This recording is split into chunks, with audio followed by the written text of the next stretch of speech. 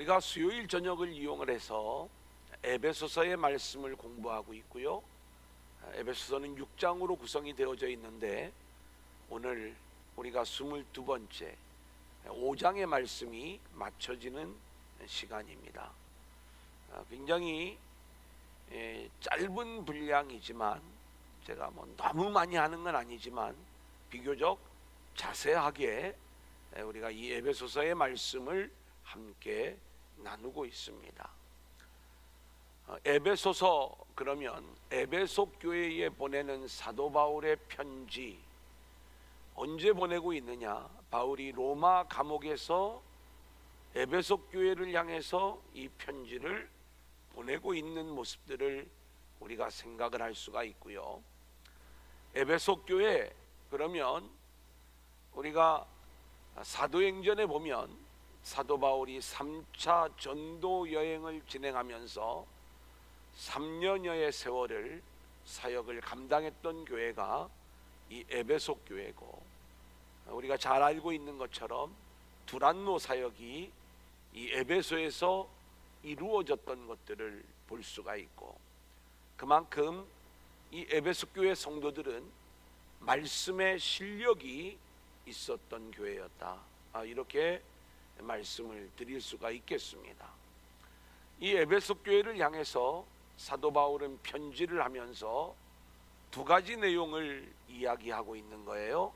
하나는 우리를 영광스러운 교회로 세우신 하나님의 일하심에 대하여 1장부터 3장까지 말씀을 하고 있고, 그리고 4장부터 6장까지의 말씀은 영광스러운 교회로 세워진 우리들이 이제 어떤 삶이 나와야 되는가 라고 하는 내용을 우리 가운데 가르쳐 주고 있는 것이죠.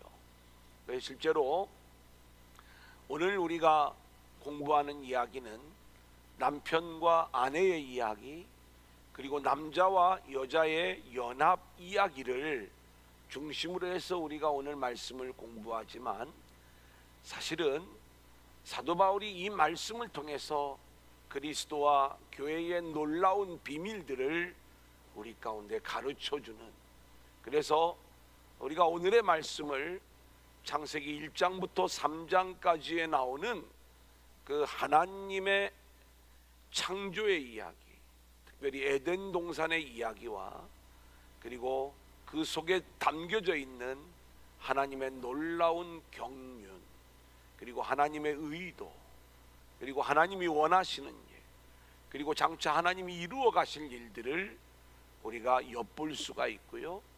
그리고 그 일들을 이루는 데 있어서 우리는 어떤 그리스도인이 되어야 되는가, 그리고 그게 그리스도와 교회이기도 하지만 가정 안에서 남자와 여자는 어떤 모습으로 세워져야 하는가, 여기까지 우리가 함께 말씀을 나누도록 하겠습니다.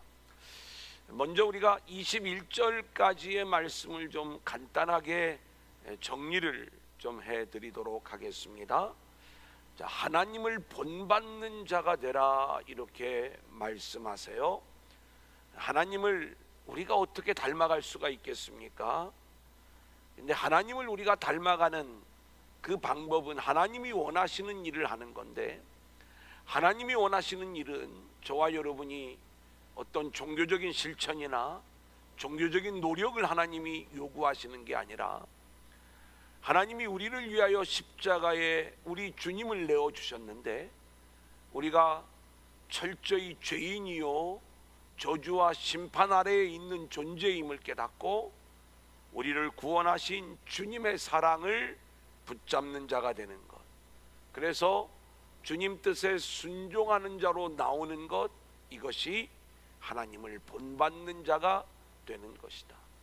그러니까 실천을 우리가 하려고 하지 말고 하나님이 주시는 은혜를 붙잡는 순종, 그러니까 나에게서 나오는 어떤 노력이 아닌 주님의 뜻에 순종하며 나아가는 모습이 하나님을 본받는 자가 되는 것이다. 또 성도에게 마땅한 일, 두 번째 내용이죠.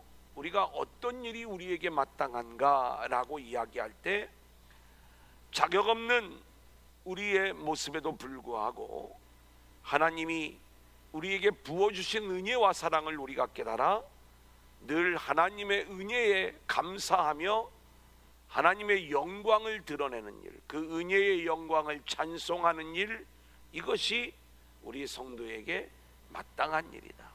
우리 인생은 우리를 통해서 철저히 나의 어떤 주장이나 영광이 아닌 하나님의 은혜의 영광이 드러나는 인생들이 되는 것, 이것이 성도의 마땅한 일인 줄로 믿습니다.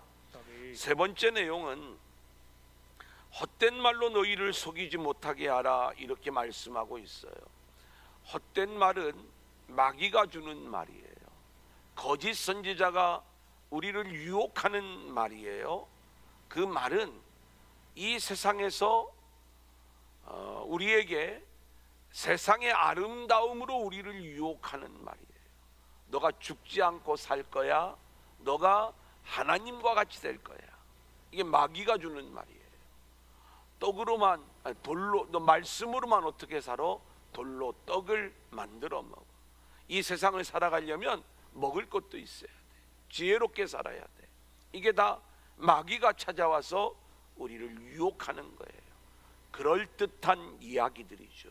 결국 우리를 하나님 앞에 무릎 꿇게 하는 게 아니라 철저히 세상 앞에 무릎 꿇는 존재로 우리를 유혹하는 이 마귀의 헛된 말, 우리가 이 헛된 말에 결코 속아서는 안 되는 것이다. 그 다음에 네 번째는 빛과 어둠에 대한 이야기들을 우리가 함께 나누었어요.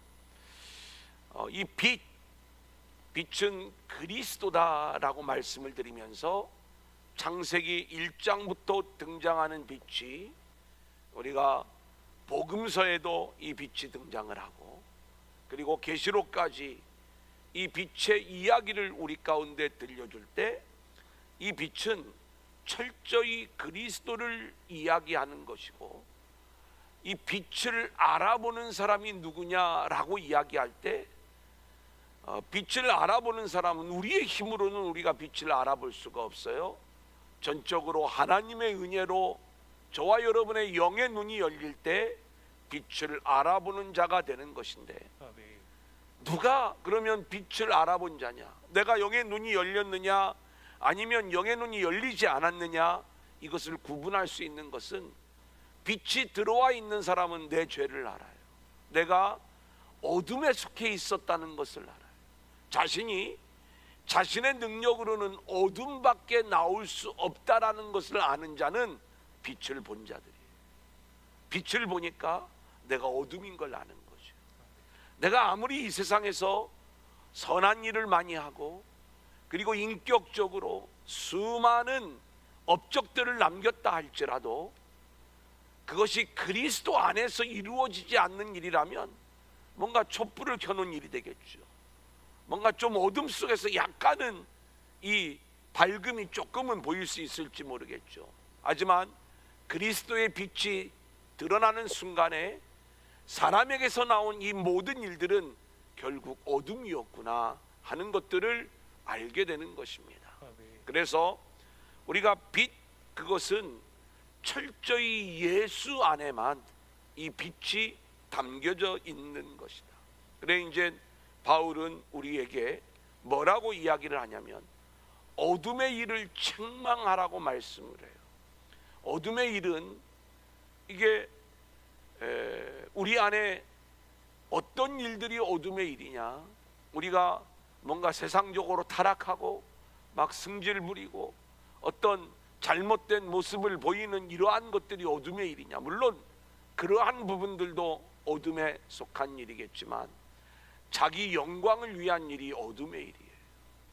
그게 마귀가 주는 일이잖아요. 마귀가 선악과를 가지고 우리에게 들이밀 때 하나님과 같아질 것이다, 눈이 밝아질 것이다 이야기를 하잖아요. 그래 모든 것들이 그 선악과를 따먹은 우리의 그 모습들이 어떤 모습으로 드러난다고 했죠. 우리의 선과 악의 기준이 늘 자기가 중심인 거예요. 그래서 자기를 복 주시는 하나님이 진짜 하나님, 자기를 기준으로 해서 늘 하나님을 찾아요. 이게 종교적 하나님, 가짜 하나님이거든요. 우리는 성경이 말씀하는 그 하나님을 믿어야 되는데 내가 만든 하나님을 믿는 거예요.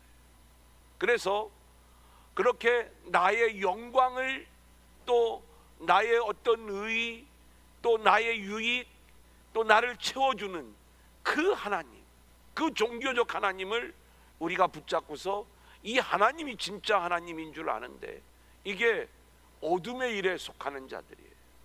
이들을 책망할 줄 알아야 돼요. 책망하라는 것은 막 혼내주라는 게 아니라 복음으로 빛을 드러내면 책망이 되는 거예요. 결국 어둠 속에서 참된 빛이 무엇인가를 알게 하는 것, 이것이 빛과 어둠 속에서 우리가 해야 될 일들이다, 이런 말씀이고요. 이제 우리가 지난주에 함께 나누었던 세월을 아끼라 라고 하는 말씀은 단순히 시간 관리 잘해라 라고 하는 그러한 말씀이 아니라 마귀에게 빼앗겨 버렸던 시간을 되찾아오는 것이 세월을 아끼는 것이다 라고 말씀을 드렸죠. 어떤 시간이 마귀에게 빼앗긴 시간이냐? 예수 믿다가 세상에 나가 있는 시간도 마귀에게 빼앗긴 시간이지만, 저와 여러분이 예수를 믿는다고 하면서 자기 영광을 위하여 사용한 시간들, 다 마귀가 우리를 유혹하는, 그렇게 마귀에게 빼앗겨 버렸던 시간들이에요. 우리는 철저히 하나님의 영광을 위하여 우리의 시간들을 사용할 줄 알아야 된다. 이것이 세월을 아끼는 모습이 되는 거죠. 17절 18절의 말씀은 오직 성령으로 충만함을 받으라 라고 이야기하면서 술 취한 인생과 성령으로 충만한 인생을 비교해서 우리 가운데 말씀해 주고 있어요. 술 취한 인생은 윤리적, 도덕적인 술 취함을 이야기하는 게 아닙니다. 세상에 취한 인생, 낭비된 인생, 이게 술 취한 인생이에요. 동일한 얘기를 반복해서 말씀하는 거예요. 자기 자신을 위하여, 자기의 영광을 위하여, 자기 인생에 뭔가 욕심을 위하여 아무리 우리가 성실한 인생을 살았다 할지라도 그것이 하나님의 계획과 또 하나님의 영광을 드러내는 일과 상관이 없는 인생이었다면 그 인생은 술 취한 인생으로 드러날 수밖에 없는 것이죠. 그러면 성령 충만한 인생은 뭐예요? 성령 충만한 인생은 막 성령의 능력이 임해서 방언하고 예언하고 통변하고 신유가 나타나고 이런 어떤 일들을 이야기하는 게 아니라 그 성령이 오셔서 죄에 대하여, 의에 대하여, 심판에 대하여 우리를 책망하실 때 우리는 철저히 우리의 죄인됨이 드러나고 주님의 십자가를 붙잡고 구원받은 존재가 되어 그 구원의 복음을 증거하는 자로 나타나는 것, 이것이 바로 성령으로 충만한 인생이 되는 것이다. 그래서 나의 인생을 통해서 하나님이 드러나고 있는가, 십자가가 드러나고 있는가, 예수가 드러나고 있는가, 이 부분이 성령 충만을 우리가 이야기할 수 있는 부분이다. 지난주에 우리가 마지막으로 배웠던 내용은 그리스도를 경외함으로 피차 복종하라 라고 하는 말씀이었어요. 복종은 원래 약한 자가 강한 자에게 보이는 모습이 복종이라고 말씀을 드렸죠. 그런데 성경은 피차 복종하라 이렇게 말씀하고 있는 거예요. 왜요? 그리스도의 하신 일을 우리가 안다면 하나님의 아들이신 예수님이 우리를 위하여 하나님의 뜻에 복종하사 십자가를 지셨어요.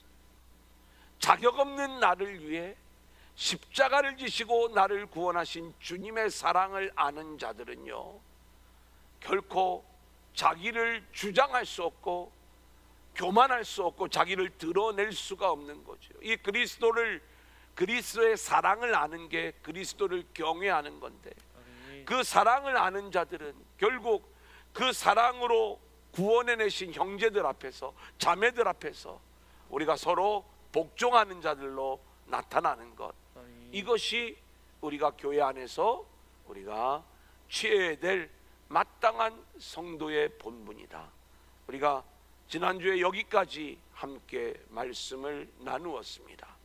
자, 그러면 오늘은 남자와 여자의 연합 이야기, 요 이야기부터 좀 출발을 하도록 하겠습니다. 왜냐하면 오늘 아내들이여 또 남편들이여 하면서 우리에게 말씀해 주는 내용이 있는데, 이 남편과 아내가 본래 어떤 이야기인가를 사도 바울이 이 비밀이 크도다라고 이야기를 하면서 성경이 이야기하는 남편 아내, 성경이 이야기하는 남자 여자가 이 암컷과 수컷을 이야기하는 어떤 성별을 이야기하는 게 아니라 나는 그리스도와 교회에 대하여 말하노라. 성령님이 이 남자는 그리스도고 여자는 교회라고 하는 것을 바울에게 알려주셨어요. 이 바울이 이걸 알으니까 우리도 그걸 깨닫게 되는 거지요. 바울이 알려줘가지고. 자, 그러면 이 남자와 여자의 둘이 한 몸을 이루라는 이야기는 원래 창세기 2장에 나오죠. 여러분, 우리가 창세기 2장을 보면 하나님이 우리 인간을 어떻게 창조하셨는가, 그 창조의 이야기가 창세기 1장에는 7일 창조의 이야기로 나와요. 우리가 이 7일 창조의 이야기를 빛이 들어와 우리를 하나님의 안식에 참여하는 자로 우리를 세워가는 하나님의 구원의 이야기로 이 창세기 1장을 읽을 수 있는 눈이 열려야 된다라고 말씀을 드렸어요. 자, 그런데 창세기 2장에 보면 또 한 번의 창조 이야기가 나와요. 하나님이 1장에 나오는 창조 이야기는 뭐고 2장에 나오는 창조 이야기는 뭐냐? 첫째 날 빛이 있으라고 했는데 이 빛, 둘째 날, 이 첫째 날이 도대체 하루야, 1년이야, 1000년이야, 얼마야? 뭐 이걸 가지고 막 과학자들은 이것을 이제 실제로 낮이 되고 저녁이 되고 아침이 되면 그게 하루지 뭐 며칠이야. 근데 저녁이 되고 아침이 되는 것은 해와 달을 우리가 기점으로 해서 그 날짜를 따질 수가 있는 건데, 해와 달은 넷째 날이나 가서야 나오는 내용 아니에요. 그러니까 이걸 막 과학자들은 막 나름대로 이 내용들을 막 설명을 해주려고 굉장히 노력을 하는데, 뭐 설명을 해주면 고맙지만 하나님이 그 설명이 필요하면 우리가 그 설명을 알아듣게 말씀을 해주셨지 왜 이렇게 7일 창조의 이야기를 우리에게 들려주셨을까? 여기에 담겨져 있는 예수 이야기, 구원의 이야기, 하늘의 이야기를 우리가 알아가는 게 중요하다라고 말씀을 드렸죠. 창조의 순서를 외우는 게 중요한 게 아니에요. 뭐 그것도 성경 퀴즈 할 때마다 맨날 나오지만 우리가 그 순서를 외우는 게 중요한 게 아니라 그 순서가 담고 있는 하나님의 구원의 이야기가 있어요. 제가 몇 번 말씀을 드렸었습니다. 그리고 나서 흙으로 우리를 만드는 이야기가 또 나오는 거예요. 이건 하나님이 우리를 만들어 가실 적에 그 흙이라고 하는 재료를 가지고 우리를 만들었다, 이걸 알려주려고 하는 게 아니잖아요.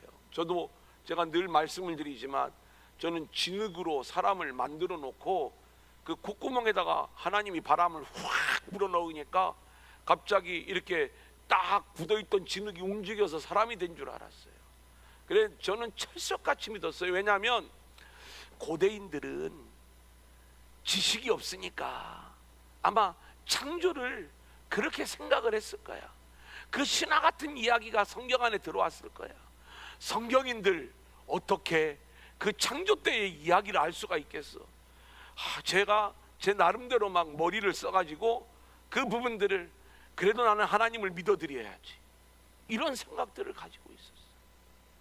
제가 이 흙으로 사람을 만든 창조하신 그 비밀을 몰랐을 때에는 그랬던 거죠. 근데 그 흙이라고 하는 것 자체가 먼지요, 티끌이요, 아무것도 아닌 우리들을 가리키는 것이고, 그 아무것도 아닌 우리들을 하나님의 생기인 성령이 우리 가운데 부어짐으로 우리가 생명, 구원받은 존재가 되어 에덴의 하나님 나라의 주인공이 되는 이 놀라운 구원의 이야기, 이것이 이 에덴 동산 이야기 속에 이미 담겨져 있다는 사실에 대해서 깜짝 놀라기 시작을 하는 거죠. 여러분, 이것은 이 세상에서도 마찬가지예요. 예수를 안 믿는 사람들은 흙이요 먼지요 티끌에 불과한 거예요. 하나님이 찾아가셔서 그들에게 생기를 불어넣어 그들이 구원받은 존재가 되도록, 그래서 하나님 나라의 주인공으로 세워나가는 이 하나님의 일을 하나님이 진행하시는 것 아니겠습니까? 자, 그런데 하나님이 그렇게 우리 인간을 만드는 원리, 그리고 에덴 동산에 선악과와 생명나무를 두신 이유, 이것도 우리가 놓치지 말아야 될 것은, 선악과는 철저히 우리가 그 선악과의 열매를 따먹지 말아야 되는 어떤 행위 언약을 갖고 있는 말씀이 아니라, 내가 이 에덴의 주인공이 된 것은 내 실력이나 내 노력이나 내가 이루어낸 일이 아니라 철저히 하나님의 은혜로 나는 에덴의 주인공이 된 것입니다. 이것을 믿음으로 고백하는 나무가 선악과 나무라고 했잖아요. 그런데 마귀가 와가지고 너 그 은혜 붙잡지 말고 그 선악과 따먹어, 이건 뭐예요? 하나님 은혜 고백하지 말고 이제 하나님과 똑같은 존재가 돼. 너도 하나님처럼 눈이 밝아질 수가 있어. 그래서 하나님의 은혜를 거절하고 자기 힘으로 살아가려는 것, 이게 선악과를 따먹은 거잖아요. 그런 우리가 이 에덴을 살아갈 자격이 없다는 걸 보여주시기 위하여 하나님이 에덴에서 세상으로 우리를 쫓아내시잖아요. 그리고 세상으로 우리를 쫓아내셔가지고 이제 죄 가운데 있는 우리를, 예수님, 진짜 남자이신 그 예수님을 우리에게 보내주셔가지고 그 예수님과 연합된 존재가 되어야지만이, 이 남자와 여자의 연합, 이 연합된 존재가 되어야지만이 내가 죄를 용서함 받고 구원함을 받은 존재가 되어 다시 어떻게 오는 거예요? 예, 하나님 나라의 주인공으로 다시 세워지는 거예요. 그래서 창세기 2장 24절 말씀에 보면 뭐라고 이야기를 하고 있냐면, 그러므로 남자가 부모를 떠나 그랬어요. 아내와 합하여 둘이 한 몸을 이룰지로다, 이렇게 얘기를 하고 있는 거예요. 자, 그러면 여러분, 이 이야기가 얼마나 어마어마한 이야기인지를 제가 좀 말씀을 드릴게요. 바울이 알려주니까 우리가 알 수 있는 거예요. 자, 하나님이 남자와 여자를 연합하는 존재로 만들어가는 그 이야기가 창세기 2장에 나오고 있는 거예요. 자, 남자를 위하여 이제 여자를 만들 때 왜 여자를 만드는가 봤더니 창세기 2장 18절 우리 한번 같이 읽어볼까요? 시작. 여호와 하나님이 이르시되 사람이 혼자 사는 것이 좋지 아니하니 내가 그를 위하여 돋는 배필을 지으리라 하시니라. 자, 남자가 혼자 있는 게 좋지 않았어요. 이게 여러 가지 의미가 있는데 오늘 이 짧은 시간에 이걸 다 말씀을 드릴 수는 없고 제가 연합 이야기만 오늘은 드릴게요. 남자가 혼자 있는 것이 좋지 않아서 하나님이 여자를 만드는 거예요. 근데 이 여자를 남자를 돕는 배필로 만들잖아요. 그 남자를 돕는다는 건 남자가 능력이 없어서 여자를 돕는 게 아니에요. 남자가 소원하는 일을 여자가 순종하는 거예요. 남자가 하는 일이 뭔지 아세요? 결국 우리를 위하여, 우리의 죄를 짊어지기 위하여 십자가를 지는 게 이 남자가 하는 일이에요. 그 여자는요, 우리가 여자가 남자를 도울 수 있는 건 그 십자가의 은혜를 붙잡는 거예요. 그래서 주님이 이 모든 일들을 이끌어 가실 때 우리는 순종하는 것, 여러분, 여자는 남자에게 순종하는 것, 이게 돕는 거예요. 근데 이것이 하나님의 강력한 도움과도 같은 그 내용을 이야기해요. 남녀평등 이런 어떤 원리를 여기서 찾으려고 하지 마세요. 지금 이 이야기는 그리스도와 교회, 우리 성도와의 이야기니까. 자, 그런데 21절을 볼까요? 여자를 어떻게 만드는가? 자, 여호와 하나님이 시작.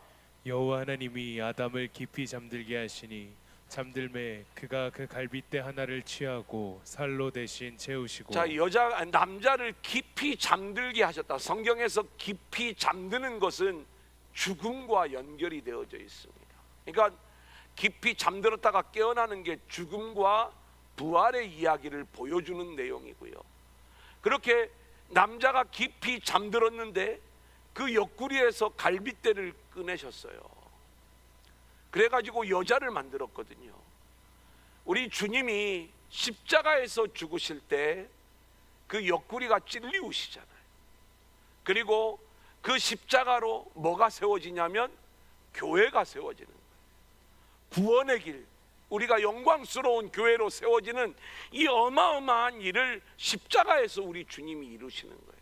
깊이 잠든 남자에게서 그 옆구리에서 갈빗대를 끄집어내는 일, 이 일과 우리 주님이 우리를 위하여 옆구리가 터져 죽으시는 일, 이 일들이 같은 그림으로 연결이 되어지고 있는 모습이고요.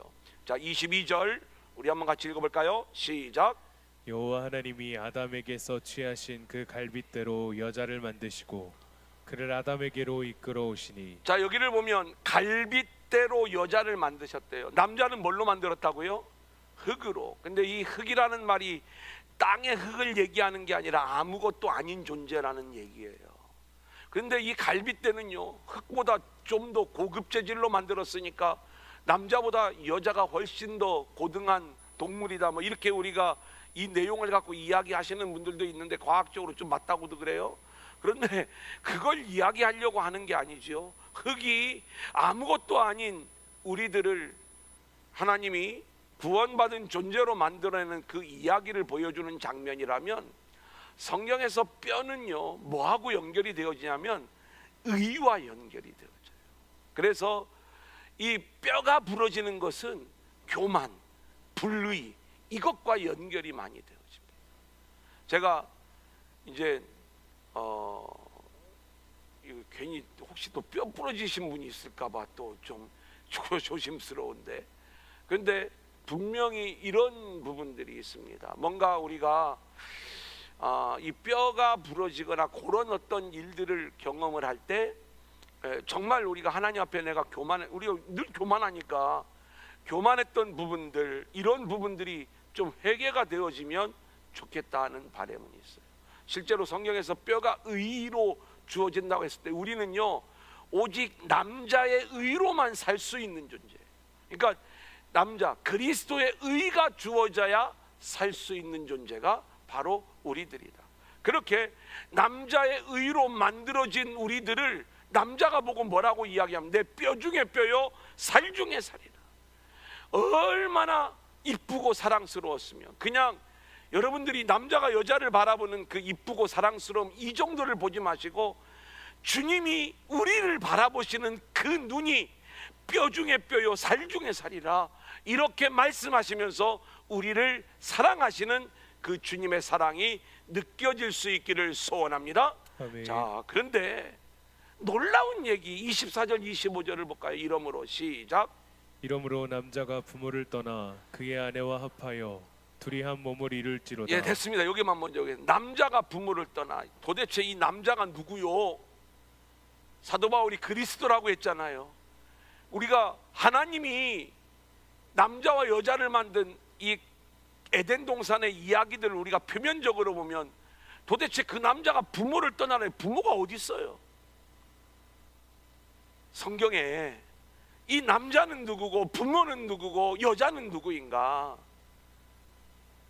이 비밀을 누가 알았어요? 바울이 알은 거잖아요. 그래서 여자를 위하여 남자가 부모를 떠나야 돼요. 마치 예수님이 하늘 아버지를 떠나서 이 땅에 와가지고 여자인 우리와 한 몸을 이루는 이 이야기를 말씀해 주는 것 같아요. 아니면 말고가 아니라 더 좋은 해석이 있으면 저한테 알려주세요. 이 부분에 대해서 우리가 이 본문을 묵상하고 또 묵상을 할 때 정말 남자가 예수 이야기고 여자가 교회 일학 이야기라는 것을 바울이 알려주니까 이 창세기 2장과 3장에 나오는 남자와 여자의 이야기가 그동안에는 우리가 전혀 풀리지 않았던 것들이 얼마나 이게 잘 이렇게 풀려지고 있는가 하는 부분들을 볼 수가 있는 거죠. 자, 이 남자와 여자의 연합 이야기는요, 제대로 된 연합은 어떤 모습이냐면 아담과 그의 아내 두 사람이 벌거벗었으나 부끄러워하지 아니하니라 그랬어요. 하나님이 옷을 입혀줘야지만이 부끄러움을 느낄 수 있는 그런 모습이 아니더라 이 말이에요. 그게 이제 사실은 나중에 이제 이 과정이 그리스도로 우리를 옷 입혀주시는 그러한 이야기들로 요 내용이 다시 표현되어지지만, 지금 이 남자와 여자의 연합 이야기가 결국 창세기 2장에 나오는 이야기가 우리의 가정을 세워주는 그 이야기, 물론 그 이야기의 해석도 우리가 놓칠 수는 없지만 여기에 담겨져 있는 그리스도와 교회의 이야기를 우리가 놓치면 안 되겠다.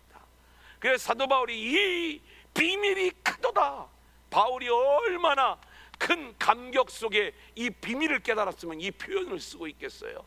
29절부터 32절 오늘 본문입니다. 누구든지 같이 읽어볼까요? 시작. 누구든지 언제나 자기 육체를 미워하지 않고 오직 양육하여 보호하기를 그리스도께서 교회에게 함과 같이 하나니 우리는 그 몸의 지체임이라. 그러므로 사람이 부모를 떠나 그의 아내와 합하여 그 둘이 한 육체가 될지니 이 비밀이 크도다. 나는 그리스도와 교회에 대하여 말하노라. 이 비밀이 크도다. 나는 그리스도와 교회에 대하여 말하노라. 사도 바울은요, 창세기에서 말씀하고 있는 남자와 여자의 연합 이야기를 그대로 끄집어 내오면서 뭐라고 이야기를 하냐면 이 말씀 속에 담겨져 있는 진짜 비밀을 깨달았다 이 말이에요. 나는 이 남자가 그리스도고 여자가 교회라고 하는 그 깨달음을, 그 엄청나고 큰 깨달음을 내가 얻게 되었다.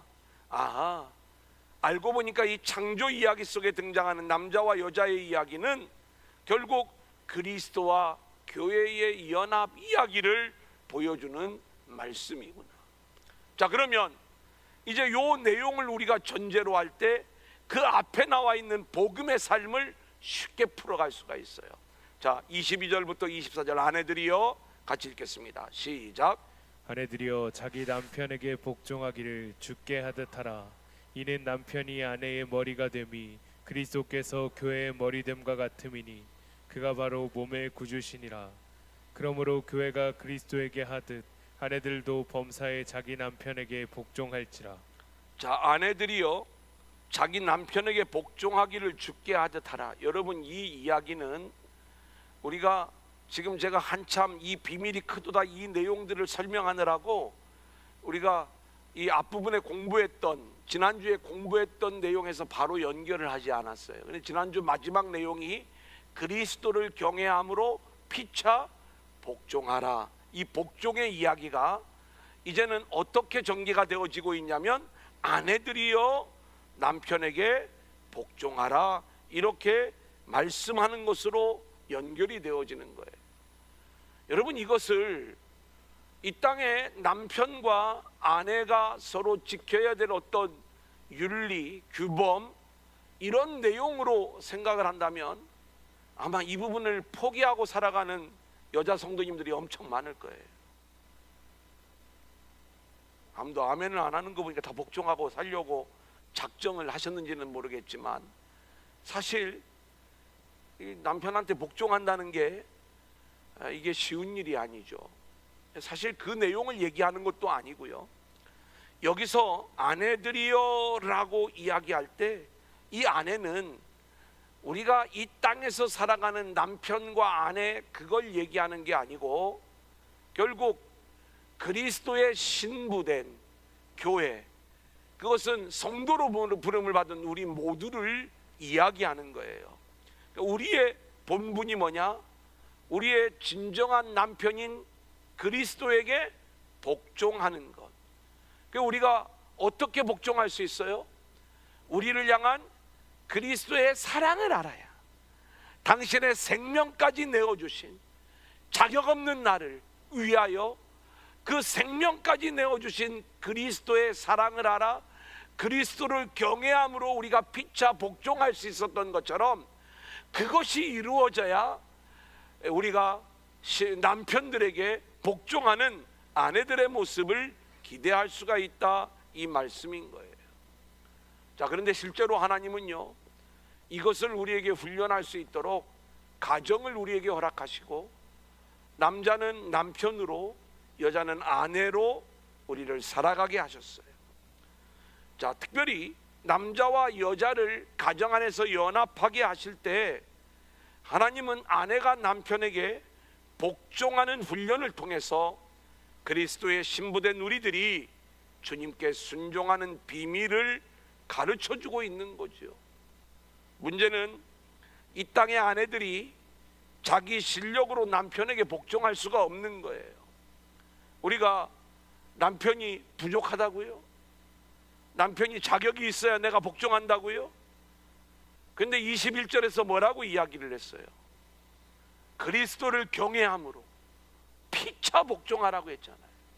그러면 남편이 자격이 없어, 나처럼 누구든지 아내의 입장에서 보면 아내나 남편이 다 자격이 없어.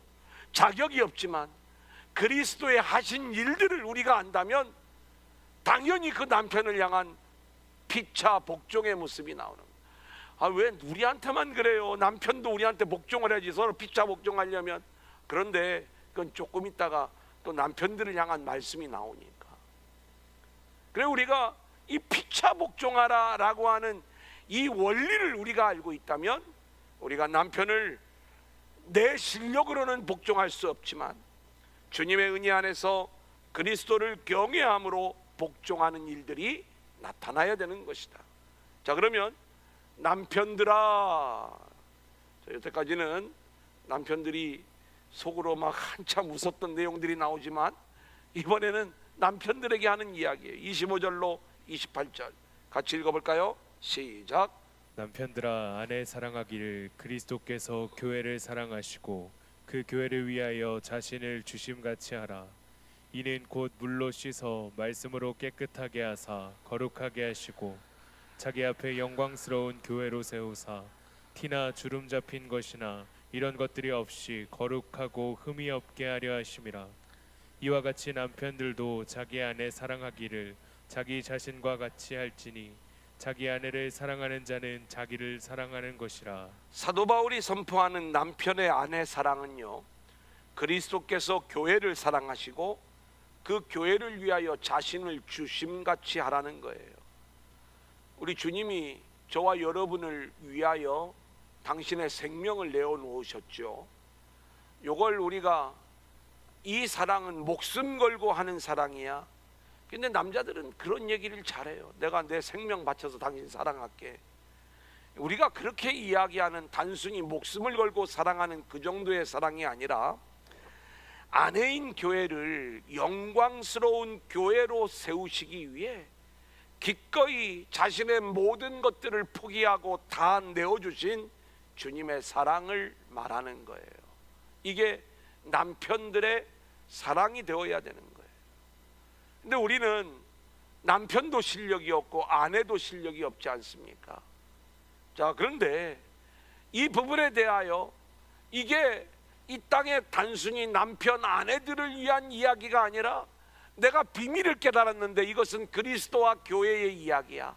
하지만 33절, 이건 그리스도와 교회를 위한 이야기니까 우리에게는 적용이 안 되겠지? 아니에요. 33절을 볼까요? 그러나, 시작. 그러나 너희도 각각 자기의 아내 사랑하기를 자신같이 하고 아내도 자기 남편을 존경하라.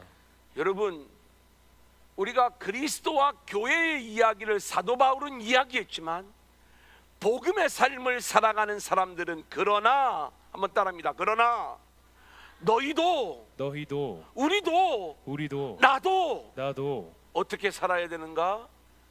여기 보니까 자기의 아내 사랑하기를 자신같이 하고 아내도 자기 남편을 존경하라 이렇게 말씀하고 있어요. 사도 바울은 남자와 여자의 연합 이야기를 그리스도와 교회의 연합 이야기로 말씀을 하면서도 저와 여러분의 가정의 삶이 거룩한 하나님 나라의 삶이 되어야 함을 가르쳐주고 있는 거예요. 자신의 위치가 아내이든 남편이든 본문에서 나오는 사랑을 서로에게 기대하기보다는 우리를 향한 주님의 사랑에 우리가 마음을 두면서 그 사랑의 마음, 그 주님의 은혜, 그 주님의 십자가, 그 주님의 사랑을 늘 마음에 두고 살아가는 자들은요, 복종도 나오고 사랑도 나오게 되어 있어요. 내 노력으로는 안 돼요. 내 실력으로도 안 돼요. 근데 우리가 가정 안에 늘 주님을 주인으로 모시고 살면서 그렇게 거룩한 교회, 영광스러운 교회를 세우기 위하여 십자가에 달려 그 모든 것들을 다 내어주신 주님의 은혜와 사랑을 붙잡는 가정이 되면, 그것을 아는 자들에게서는 우리가 너 자격 있네 없네 이걸 안 따지고 복종하는 모습, 그리고 사랑을 나누어 주는 모습들이 자연스럽게 나올 수 있는 것이다. 그래, 우리가 상대방에게 너가 먼저 해봐, 그럼 나도 그렇게 할게, 이런 이야기가 아니라 주님의 사랑을 마음에 둘 때 우리는 어떤 부분을 보게 되냐면, 상대방이 나를 채워주지 못하는 것에 대하여 상대방을 비난하기보다는 나의 연약함, 나의 죄인됨을 먼저 보게 되는 것이고, 그럴 때 우리는 서로를 원망하고 불평하기보다는 그런 연약한 우리들을 사랑하시는 그리스도의 사랑을 붙잡으면서 주님을 의지하는 가정의 모습으로 우리 모두가 나타나게 될 줄로 믿습니다. 그러면서 자연스럽게 주님을 닮아가는 사랑과 복종 이야기가 나타나게 되는 거죠. 이제 마지막 결론입니다. 거룩한 신부의 삶을 오늘 말씀은 우리에게 요청하고 있는 거예요. 여러분, 우리는 오늘 본문 말씀에서 우리에게 돈을 벌어다 주는 남편이 진짜 남편이 아니라 우리를 영광스러운 교회로 세우기 위해 자신의 생명을 내어주신 예수님이 우리가 복종해야 될 진짜 남편임을 알아야 되는 거예요. 돈 벌어다 주는 남편은 여러분들이 같이 사는 그 남편을 얘기하는 게 아닙니다. 세상의 남편, 마귀가 자꾸 세상의 물질 취해라, 세상의 영광 취해라, 이게 세상에서 세상 돈 벌어다 주는 남편의 모습 아니겠습니까? 이게 다 가짜 남편이에요. 진짜 남편은 누구냐? 우리를 영광스러운 교회로 세우시기 위하여 생명까지 내어주신 예수님, 이 예수님이 우리가 섬겨야 될 진정한 남편이시다. 아멘. 여러분, 우리는 이 진정한 남편을 만난 한 여인의 이야기를 알고 있어요. 사마리아 수가성 여인의 이야기죠. 이 수가성 여인은 5 남편이 있었어요. 이 남편은 데리고 사는 남편을 얘기하는 게 아니라 이 여인이 진짜 자기를 행복하게 해줄 줄 알고 자기 인생의 본질적인 문제, 자기 인생의 목마름의 문제를 해결해 줄 수 있는 그런 남편이라고 생각을 하고 믿어봤어요. 붙잡아봤어요. 이 남편도 붙잡아보고 이 남편도 붙잡아보고 다 가짜예요. 해결해 주지 않는 거예요. 5 남편이 있었어요. 지금 있는 남편도 이 문제를 해결해 주지 못해요. 주님이 내가 주는 물을 마시는 자는 영원히 목마르지 않을 거야, 그 말을 들었던 이 여인이요, 나에게 그 물을 주사 영원히 목마르지 않는 인생을 살아가게 해달라고 요청을 했을 때 주님이 네 남편 누구니? 남편 데려와라, 이 이야기를 하시잖아요. 이때 이 여인은 자신의 남편이 다 가짜였다는 걸 알았어요. 지금 자기가 붙잡고 있는 남편도 가짜인 거예요. 아, 내 인생의 목마름을 해결해 줄 수 있는 진짜 남편을 내가 만나지 못했구나. 나는 남편이 없습니다. 그래, 너가 남편이 없다는 그 말이 맞는 거야.